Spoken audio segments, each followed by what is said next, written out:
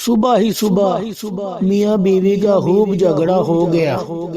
بیگم صاحبہ غضبناک ہو کر بولی، بس بہت کر لیا برداشت، اب میں مزید ایک منٹ بھی تمہارے ساتھ نہیں رہ سکتی۔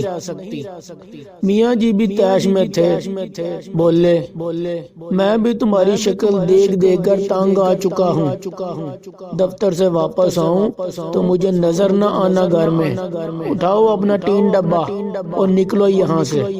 میاں جی غصے میں ہی دفتر چلے گئے۔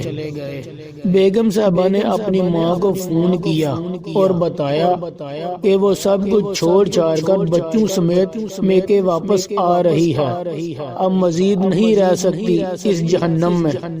ماں نے کہا، بندے کی پتر بن کے آرام سے وہیں بیٹھ، تیری بڑی بہن بھی اپنے میاں سے لڑ کر آئی تھی اور اسی ضد میں طلاق لے کر بیٹھی ہوئی ہے، اب تو نے وہی ڈرامہ شروع کر دیا ہے، خبردار جو ادھر قدم بھی رکھا تو صلح کر لے میاں سے، اب وہ اتنا بھی برا نہیں ہے۔ ماں نے لال جھنڈی دکھائی تو بیگم صاحبہ کو ہوش ٹھکانے آئے اور وہ پھوٹ پھوٹ کر رو دی۔ جب رو کر تھکی تو دل ہلکا ہو چکا تھا۔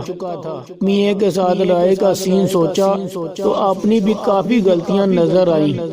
منہ ہاتھ دھو کر فریش ہوئی اور میاں کی پسند کی ڈش بنانی شروع کر دی اور ساتھ اسپیشل کھیر بھی بنا لی۔ سوچا شام کو میاں جی سے معافی مانگ لوں گی، اپنا گھر پھر بھی اپنا ہی ہوتا ہے۔ شام کو میاں جی گھر آئے تو بیگم نے ان کا اچھے طریقے سے استقبال کیا جیسے صبح کچھ بھی نہ ہوا ہو۔